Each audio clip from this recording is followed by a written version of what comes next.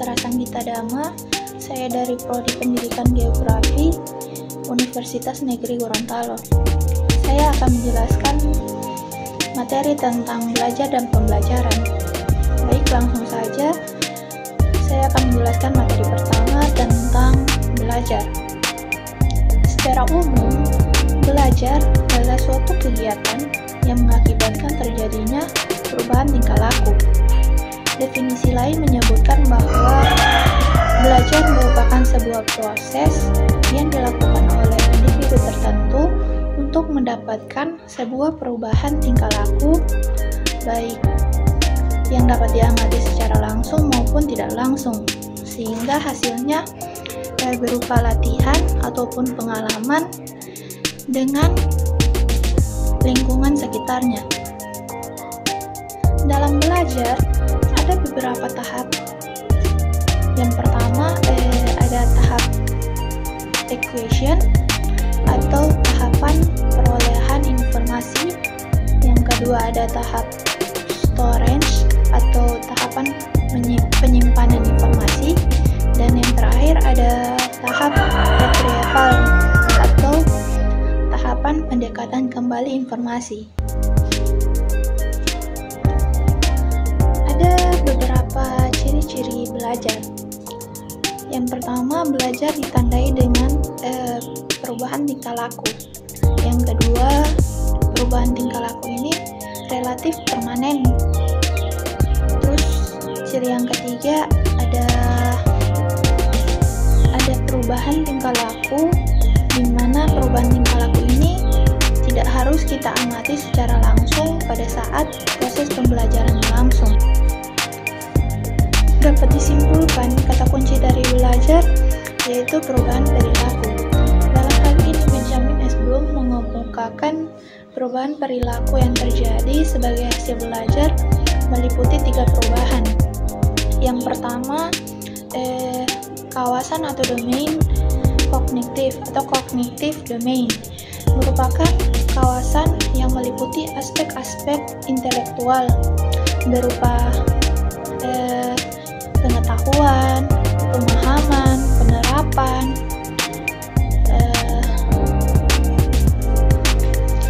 penguraian, memadukan, dan penilaian. Yang kedua ada affective domain. Affective domain merupakan kawasan yang meliputi aspek-aspek emosional. Aspek-aspek emosional ini berupa penilaian, sambutan, ada penerimaan, pengorganisasian, dan karakterisasi. Dan yang terakhir ada psikomotor domain, di mana kawasan ini meliputi atau mencakup aspek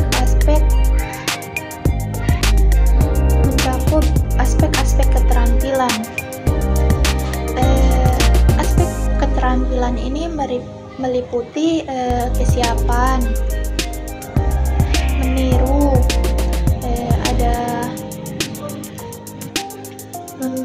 ada membiasakan, dan yang terakhir ada aspek adaptasi. Baik, untuk materi yang kedua mengenai konsep pembelajaran. Pembelajaran secara umum adalah suatu proses kegiatan yang dilakukan oleh guru sedemikian rupa untuk merubah tingkah laku peserta didik berubah ke arah yang lebih baik. Definisi lain menyebutkan bahwa pembelajaran pada hakikatnya merupakan suatu proses interaksi antara peserta didik dengan lingkungan, di mana sehingga terjadinya perubahan tingkah laku. Dan tugas guru adalah untuk mengkoordinasikan lingkungan belajar siswa agar perubahan tingkah laku ini dapat mengarah ke arah yang lebih baik. Tujuan dari pembelajaran yakni sebagai tujuan untuk perilaku yang hendak dicapai pada kondisi tertentu. Penuangan tujuan ini bukan hanya saja bertujuan untuk memperjelas ke arah mana tujuan pembelajaran akan dicapai, namun tujuan pembelajaran ini dituangkan agar proses pembelajaran ataupun kegiatan belajar memperoleh hasil belajar yang efisien atau yang maksimal. Ada beberapa prinsip yang dapat digunakan dalam proses pembelajaran. Yang pertama ada perhatian dan motivasi, di mana perhatian terhadap pelajaran akan timbul pada diri siswa ketika apabila bahan pelajaran yang kita berikan kepada mereka sesuai dengan kebutuhan mereka. Yang kedua adalah motivasi. Motivasi merupakan tenaga yang menggerakkan dan mengarahkan aktivitas seseorang. Yang kedua ada keaktifan, di mana belajar ini tidak bisa dipaksakan orang lain ataupun dilimpahkan kepada orang lain.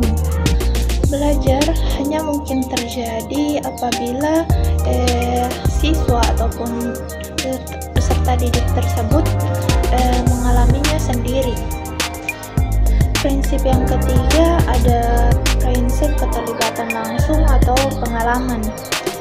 Pada prinsip ini peserta didik diarahkan untuk terlibat langsung dalam proses pembelajaran berlangsung, sehingga mereka merasa bahwa mereka itu penting dan berharga di dalam kelas, sehingga dalam proses pembelajaran mereka menikmatinya ataupun mereka memperhatikan proses pembelajaran tersebut. Yang keempat ada prinsip pengulangan. Pada prinsip ini menekankan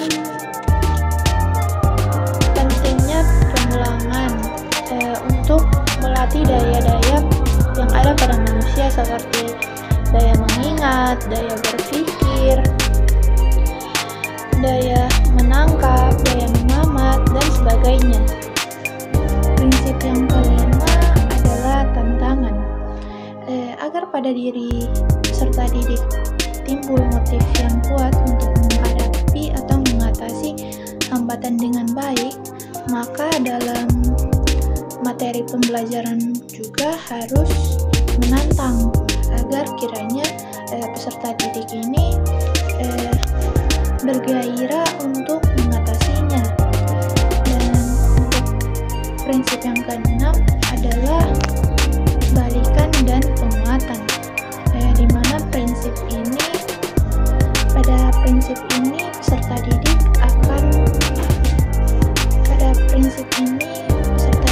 akan belajar dengan semangat ketika mereka mengetahui dan mendapatkan hasil yang baik.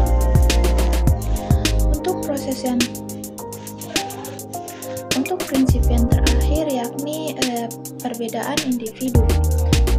Peserta didik merupakan individu yang unik, di mana artinya satu orang dan yang lainnya itu berbeda.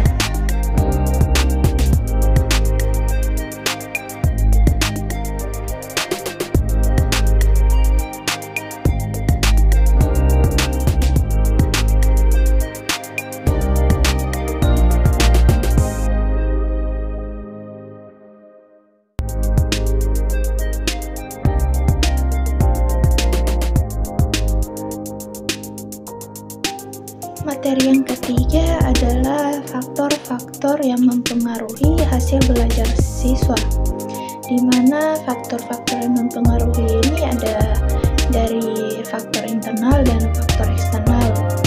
Yang pertama, faktor internal. Proses belajar merupakan suatu hal yang kompleks. Siswa lah yang menentukan terjadi atau tidaknya proses belajar. Dalam proses belajar ini, siswa mempunyai beberapa faktor-faktor internal yang dialami oleh siswa. Yang pertama, faktor sikap. Sikap terhadap belajar merupakan kemampuan dalam memberikan penilaian tentang sesuatu. Dari penilaian tersebut, siswa dapat memperoleh kesempatan belajar. Namun, siswa juga berhak menerima, menolak, ataupun mengabaikan kesempatan belajar tersebut. Yang kedua, ada faktor motivasi belajar, di mana faktor ini pada faktor ini siswa yang memiliki motivasi belajar akan memperhatikan ataupun mengamati pelajaran yang akan diberikan, memahami ataupun membaca materi sehingga mereka bisa memahami pelajaran yang telah disampaikan. Motivasi belajar merupakan kekuatan mental yang mendorong seseorang untuk melakukan proses pembelajaran. Faktor yang ketiga adalah kondisi siswa. Kondisi siswa meliputi kondisi jasmani dan rohani. Seorang siswa yang sedang lapar, sakit, ataupun marah-marah dapat mempengaruhi ataupun mengganggu perhatian belajar mereka di dalam kelas. Faktor yang keempat adalah kondisi lingkungan. Kondisi lingkungan ini berupa tempat tinggal mereka, lingkungan bermasyarakat mereka, ataupun teman sebaya mereka.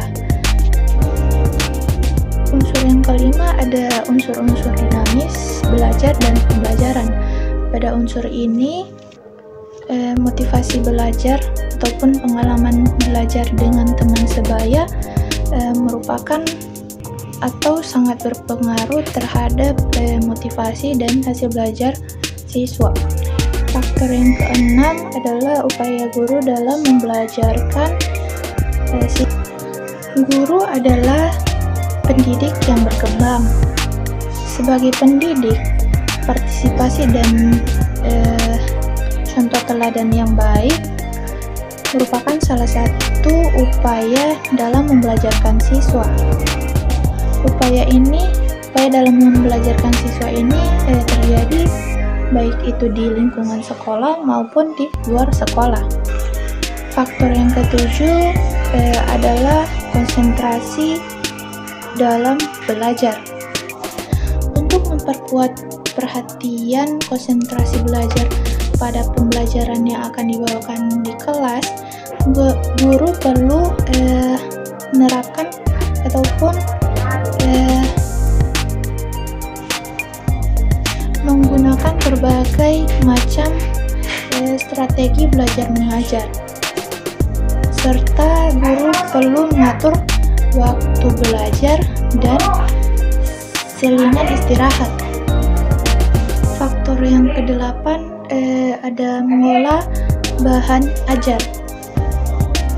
Faktor yang kedelapan yakni mengolah bahan belajar.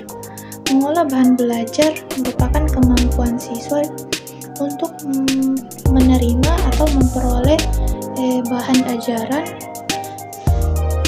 sehingga menjadi lebih bermakna untuk siswa.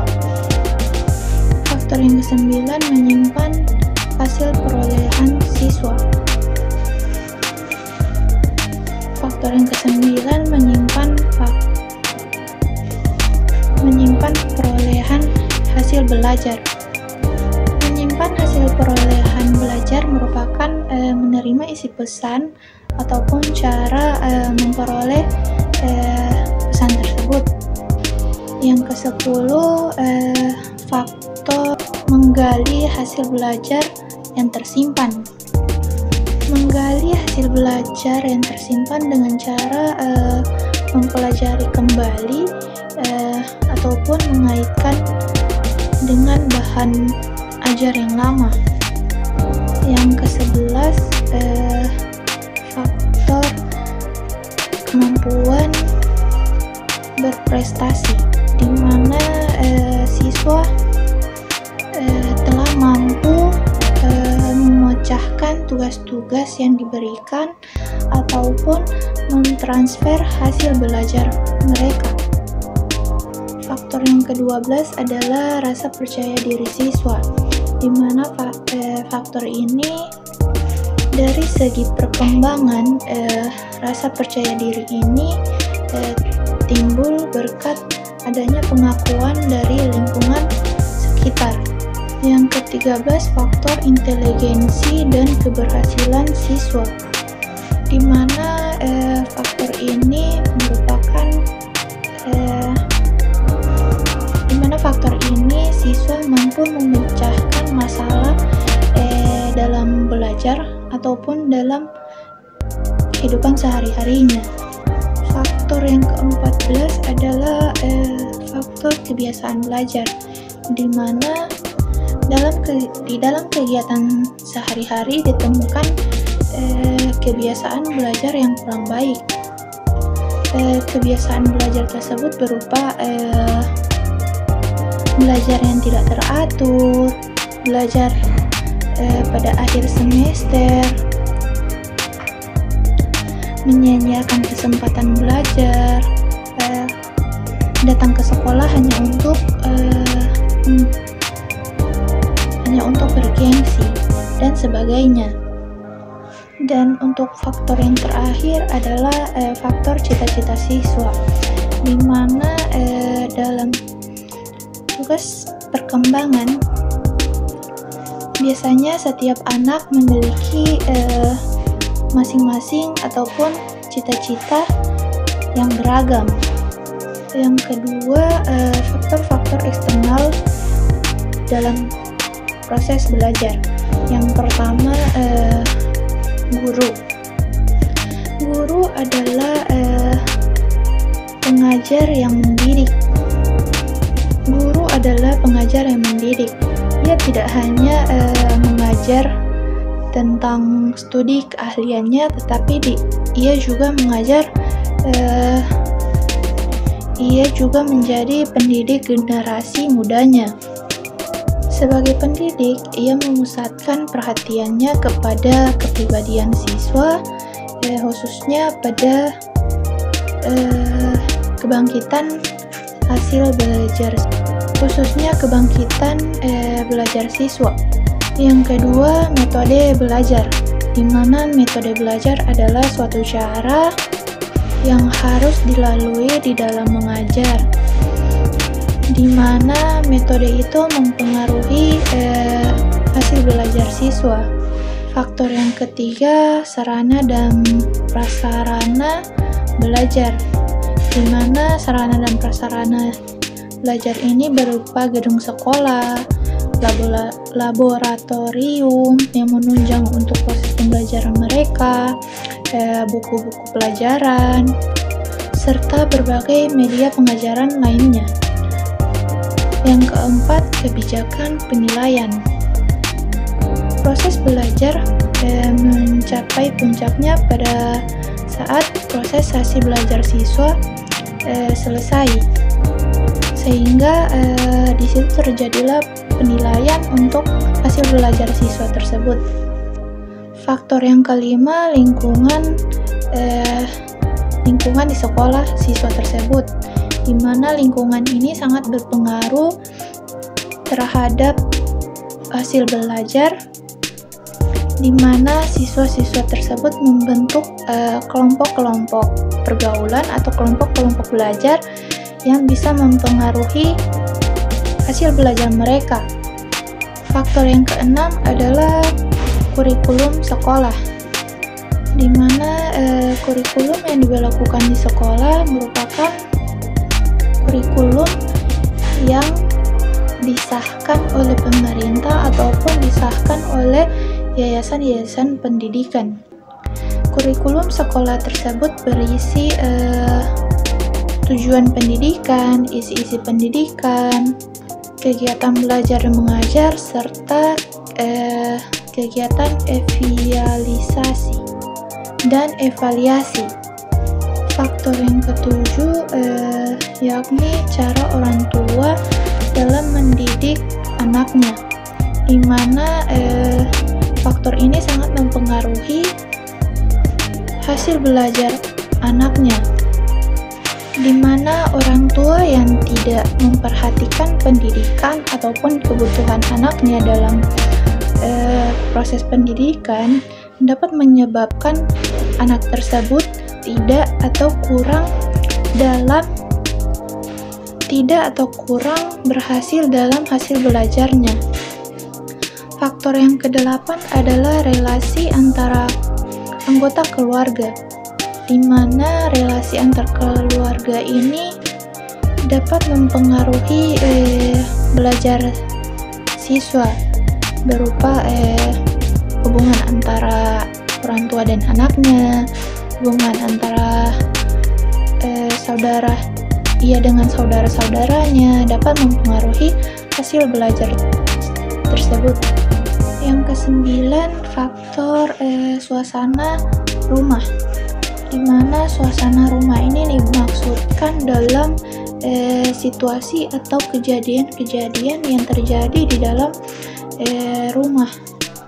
Faktor yang ke-10,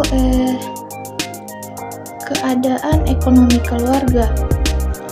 Keadaan ekonomi keluarga erat hubungannya dengan belajar anak, di mana jika keadaan ekonomi keluarganya kurang terpenuhi, sehingga mengakibatkan di mana si anak ini terganggu kesehatannya, sehingga dalam proses belajar nanti anak akan mengalami sehingga belajar anak akan terganggu. Faktor yang ke-11, pengertian orang tua. Ini dimaksudkan seperti ketika anak belajar di rumah, orang tua harus pengertian, dimana jangan diganggu ataupun disuruh dengan pekerjaan rumah seperti menyapu. Itu bisa saja mengganggu proses belajar anak tersebut. Faktor yang ke-12, latar belakang kebudayaan. Tingkat pendidikan ataupun kebiasaan di dalam rumah, kebiasaan di dalam keluarga mempengaruhi sikap belajar anak. 13, faktor masyarakat. Faktor yang ke-13 adalah faktor masyarakat. Faktor masyarakat yang mempengaruhi belajar antara lain teman bergaul, kehidupan masyarakat di sekitarnya, dan sebagainya. Faktor yang ke-14 adalah faktor kegiatan siswa dalam masyarakat. Kegiatan siswa dalam masyarakat dapat membantu perkembangan pribadinya. Akan tetapi jika kegiatan siswa ini terlalu banyak dalam kehidupan masyarakat, itu akan mengganggu belajar siswa tersebut. Faktor yang ke-15 adalah mass media. Mass media adalah mass media yang baik memberikan pengaruh Mass media yang baik memberi pengaruh yang baik terhadap siswa dan memberi pengaruh yang baik terhadap hasil belajar siswa. Yang ke-16, faktor teman bergaul, di mana teman bergaul yang baik akan berpengaruh baik juga terhadap siswa. Begitupun sebaliknya. Dan untuk faktor yang terakhir, bentuk kehidupan masyarakat, di mana kehidupan masyarakat di sekitar siswa dapat mempengaruhi siswa tersebut, di mana anak atau siswa ini akan ikut berbaur atau tertarik dengan apa yang dilakukan oleh orang-orang sekitarnya.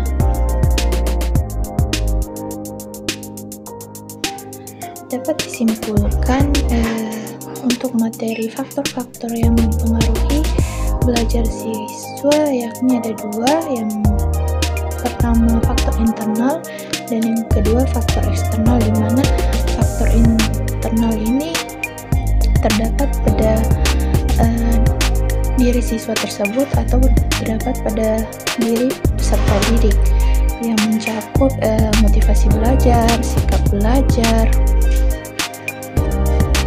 kondisi siswa, dan kondisi lingkungan siswa. Dan untuk faktor eksternal itu yang paling berpengaruh yakni guru, di mana guru ini menjadi fasilitator dalam mendidik peserta didik. Terus ada sarana dan prasarana, ada dan metode yang digunakan dalam proses pembelajaran. Baik, itulah materi yang dapat saya sampaikan. Lebih dan kurangnya mohon dimaafkan. Wassalamualaikum warahmatullahi wabarakatuh.